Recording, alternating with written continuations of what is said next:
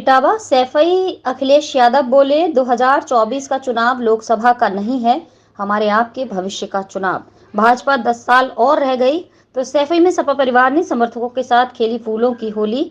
मंच पर अखिलेश यादव, शिवपाल सिंह यादव, रामगोपाल यादव, डिंपल यादव के साथ ही अंशुल यादव, अंकुर यादव के साथ परिवार के अन्य सदस्य, पार्टी के वरिष्ठ कार्यकर्ता रहे मौजूद। वहीं मंच से समर्थकों से अपील करते हुए सपा राष्ट्रीय अध्यक्ष अखिलेश यादव ने आने वाले लोकसभा चुनाव को देश और युवाओं के भविष्य का चुनाव बताते हुए प्रदेश से बीजेपी को उखाड़ फेंकने की बात कही।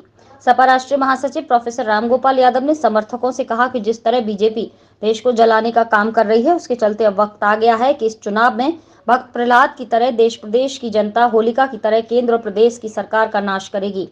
समाजवादी पार्टी के राष्ट्रीय अध्यक्ष प्रदेश के पूर्व मुख्यमंत्री अखिलेश यादव ने केंद्र की भाजपा सरकार पर बड़ा हमला करते हुए कहा कि अपने कारनामों के कारण सरकार अब वसूली सरकार बन गई है। सारी दुनिया में अब ये वसूली सरकार के रूप में विख्यात हो चुकी है। अपने पैतृक गांव सैफई में होली के अवसर पर लोगों को संबोधित करते हुए उन्होंने कहा कि जिस तरह से हजारों करोड़ रुपए के इलेक्टोरल बॉन्ड का घोटाला सामने आया, उससे केंद्र की भाजपा सरकार कहीं न कहीं कटघरे में खड़ी हो गई है।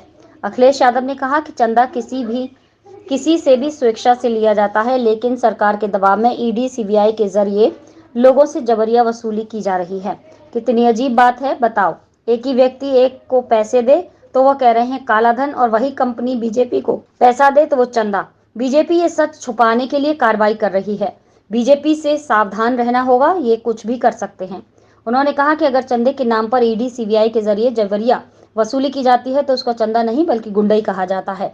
ये गुंडई देशवासी खुलेआम देख रहे हैं। उन्होंने लोगों को याद दिलाते हुए कहा कि हम सबको मिलकर लगातार अन्याय के खिलाफ लड़ते रहना है। मुझे उम्मीद है आने वाले लोकसभा चुनाव न केवल 2024 का चुनाव नहीं बल्कि ये देश के भविष्य का चुनाव है। हमारे कार्यकर्ता अपने अपने बूथों को बचाएं, बूथ परसेंट बढ़ाएं, 51% से आगे ले जाएं। वोट डालने से लेकर वोट पकड़वाने तक हमें पूरी तरह सावधान रहना है। अगर सावधान नहीं रहे तो इस बार लोकतंत्र नहीं बचेगा।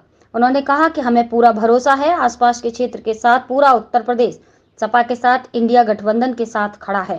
उन्होंने कहा सबसे ज्यादा धोखा अगर किसी के साथ हो रहा है तो वो नौजवान और किसानों के साथ। अगर 10 वर्ष और बीजेपी रह गई तो सभी नौजवान बूढ़े हो जाएंगे।